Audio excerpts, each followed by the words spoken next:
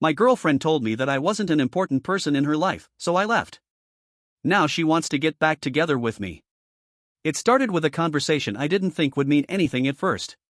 Just one of those quiet nights on the couch. We were halfway through some show she liked, something I wasn't really following, but I stayed for her. She had her legs tucked under a blanket, phone in one hand, barely paying attention to the screen. I was trying to talk to her about something, can't even remember what now, but I remember the way she looked at me when she interrupted. Not annoyed. Not angry. Just blank. Like she wasn't really there. I just don't think you're a priority for me right now, she said. At first, I thought I'd misheard. I actually leaned in a little, blinked, waiting for her to say she was joking. Maybe she'd laugh and say it came out wrong. Maybe she'd explain it away, soften the blow with some clumsy metaphor. But no. She didn't even look away from her phone. There are a few moments in your life that split things in two. Before and after. That sentence was one of mine. I just sat there, like some idiot waiting for the punchline, and when it didn't come, I nodded. Quietly. Slowly. She didn't even flinch. I'm not mad, she added, like that would help. It's just, life's busy. Work's been insane. I've got a lot going on with my friends, and honestly, I feel like I'm always trying to catch up. I wanted to say something. To tell her I understood. To ask her if she realized what she was saying. But the words stuck. There was a pit in my chest, heavy and cold, and all I could manage was a shallow breath and a small okay. And that was it. She went back to her phone. I stared at the TV, the bright colors and fake laughter feeling a million miles away. I don't know how long I sat there before I stood up and went to the kitchen. I needed to be anywhere else. The thing is, I hadn't been perfect either. I wasn't blind to my own flaws. There were times I could have been more attentive, more supportive. But I showed up. I remembered birthdays. I cooked her dinner when she was too tired. I listened to her complain about work, her friends, her family. I tried to be there. Apparently, that didn't make me a priority. I didn't sleep that night. Not really. I laid on the edge of the bed while she slept soundly next to me. I stared at the ceiling, going over our conversations, the little moments I thought meant something. Her hand in mine at that concert we almost skipped because she was tired. The way she clutched my arm the day we found out her mom was sick. All of it. Now it all felt hollow. Like I'd been watching a different movie the whole time. The next morning, I left early. Didn't say much. Just told her I had a lot to do. She barely looked up from her cereal. I don't think she even kissed me goodbye. Work was a blur. I stared at spreadsheets, answered emails, nodded in meetings. But my head wasn't in it. I couldn't stop thinking about that sentence. I just don't think you're a priority for me right now. It rang in my head like a bell I couldn't unring. That night, I didn't go home. I drove around for hours. No destination. I ended up at a 24-hour diner out of town, the kind with plastic menus and chipped coffee mugs. I ordered a coffee and sat in a booth near the window, watching headlights pass in the dark. I texted her once. Just to say I'd be late. She replied with a thumbs-up emoji. That was it. I think that's when I realized I couldn't stay. Not like that. You don't tell someone they're not a priority and expect them to stick around like nothing changed. I didn't want to be the guy begging for crumbs of affection, pretending that silence was comfort.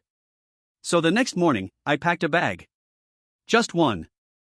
I didn't take everything, just enough for a few days.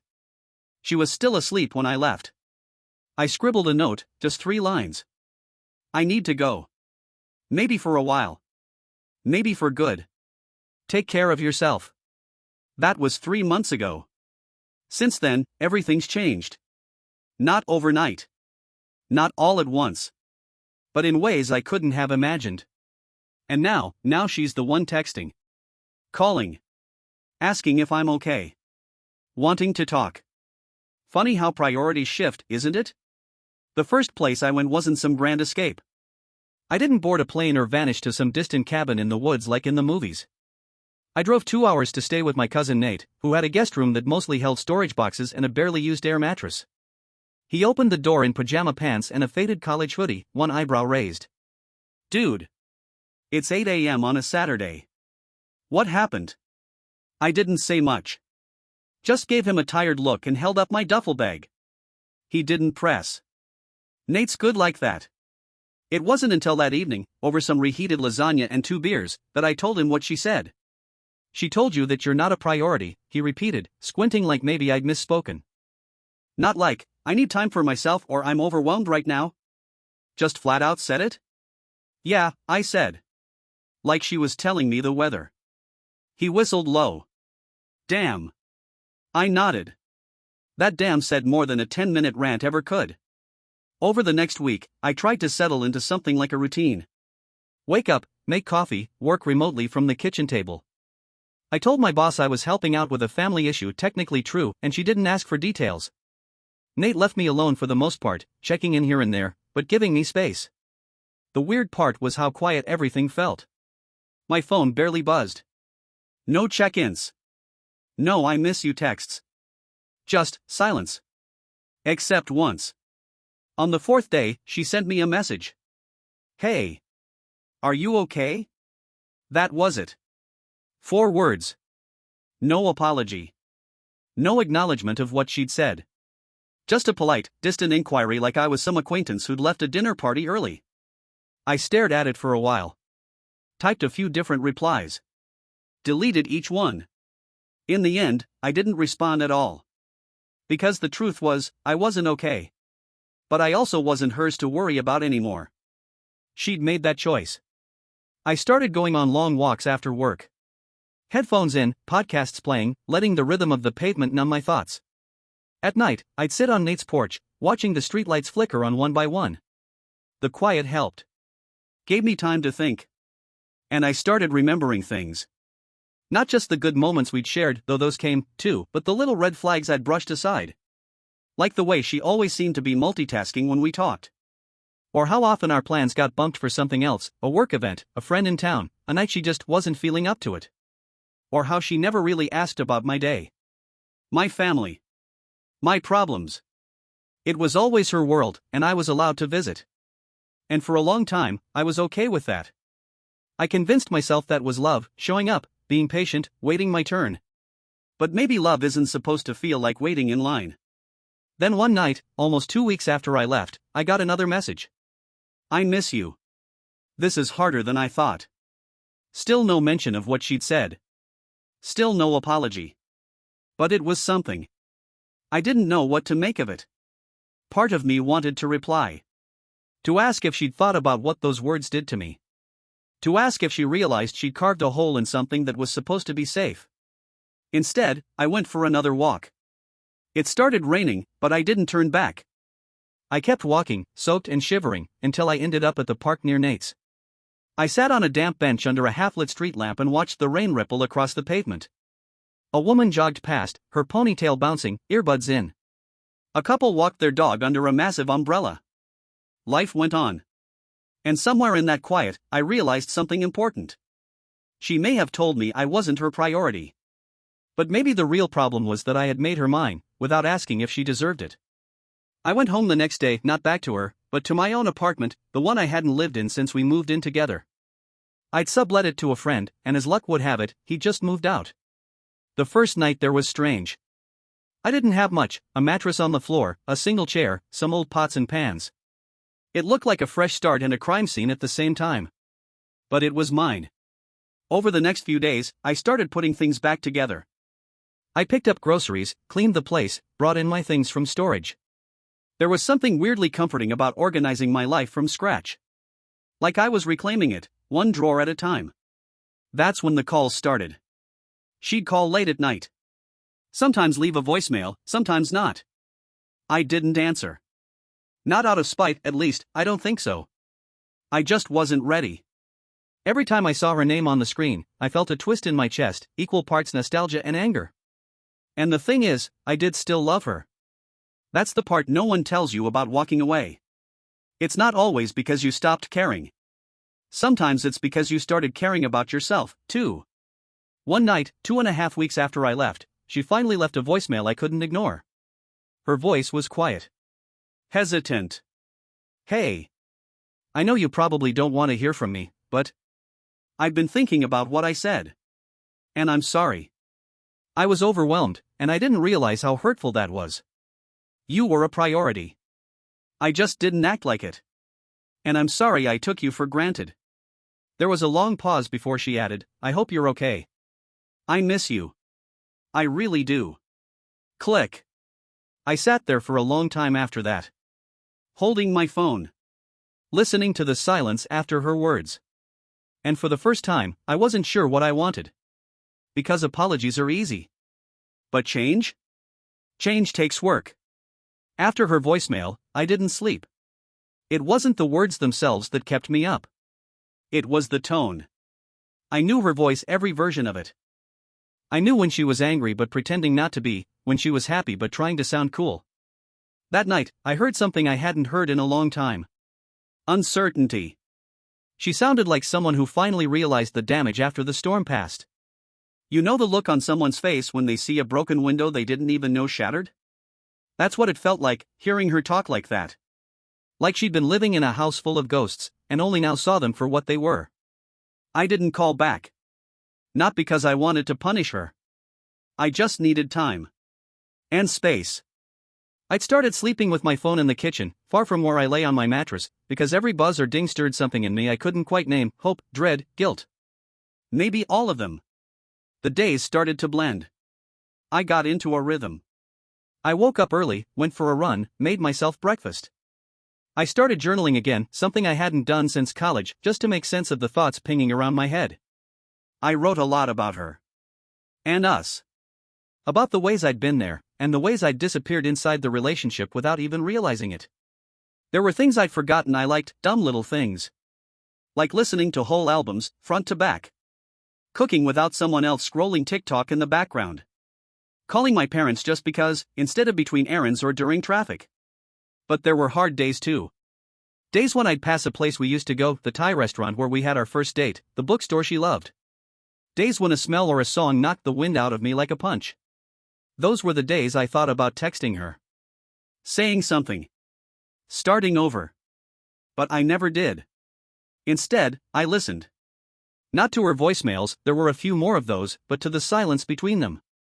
I watched how I moved without her shadow beside me. I wanted to know who I was now that I wasn't orbiting someone else. Then, on a rainy Thursday evening, just like the one I left on, she showed up at my door.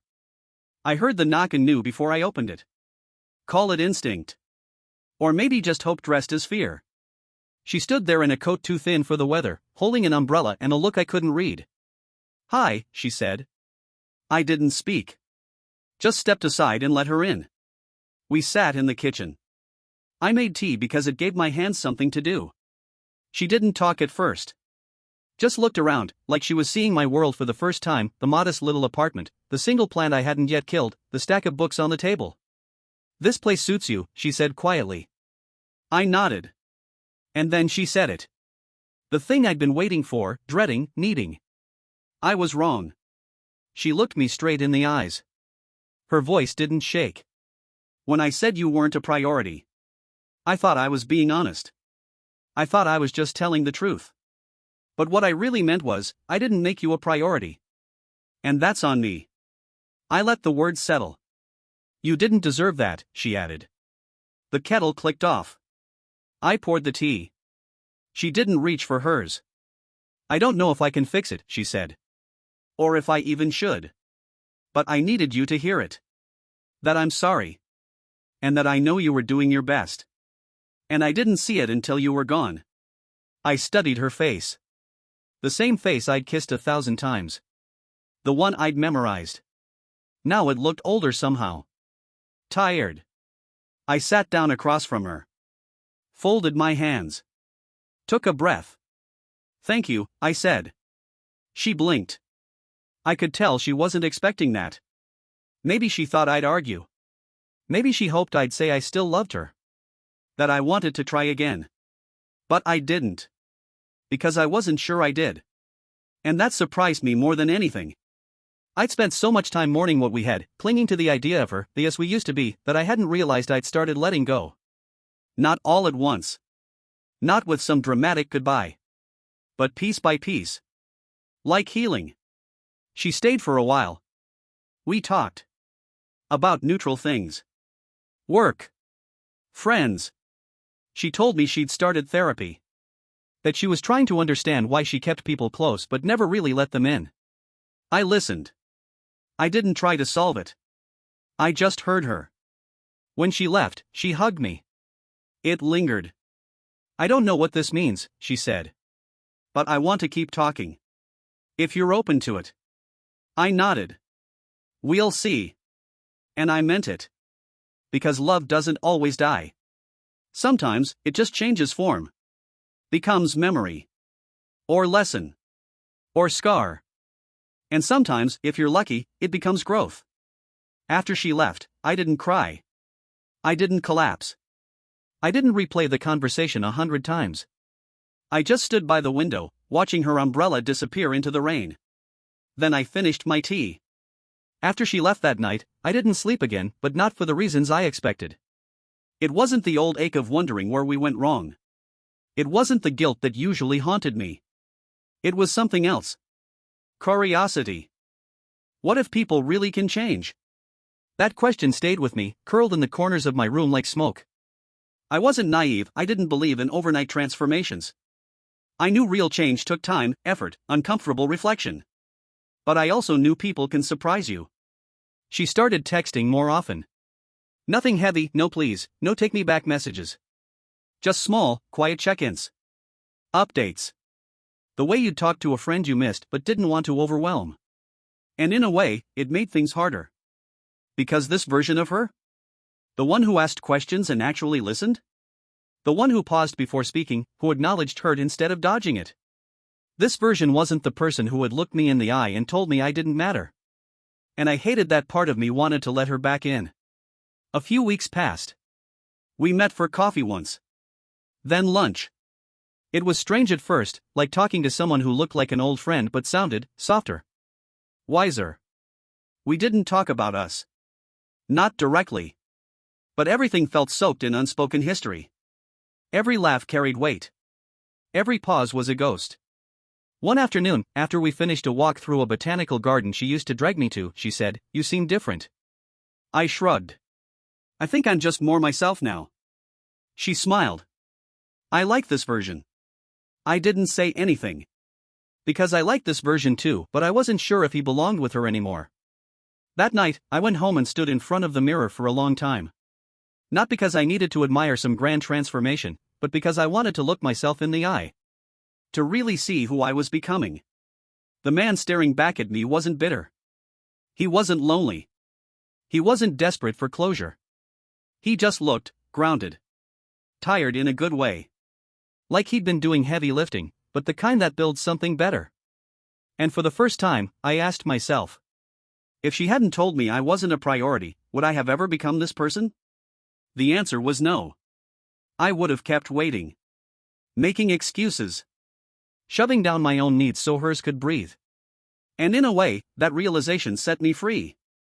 She texted me again a few days later. "Would you ever want to try again? I've been thinking about us. A lot." I didn't reply immediately. I stared at the screen for a long time, letting the weight of that message settle in. Because this was the fork in the road. Option 1, we try again. We rebuild. We wade through the wreckage together, hand in hand, and maybe, just maybe, find something stronger beneath the ruins. Option 2, we don't. We part with kindness. With understanding. With gratitude for what was and what it taught us. And we keep growing, just separately. Neither choice was easy. But this time, I wasn't choosing from fear. I wasn't making a decision based on what I might lose. I was thinking about what I'd gained. That weekend, I visited my parents. My mom hugged me like she always did, tight and wordless.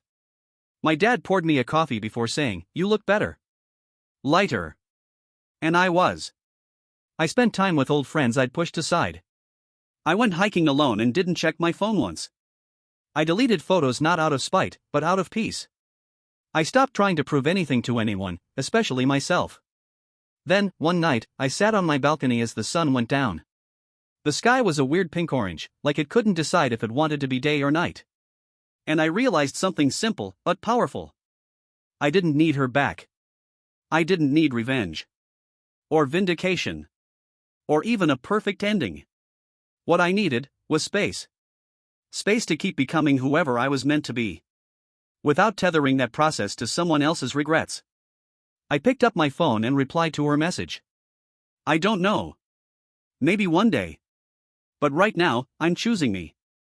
I stared at it for a moment before hitting send. And when I did, I didn't feel sad.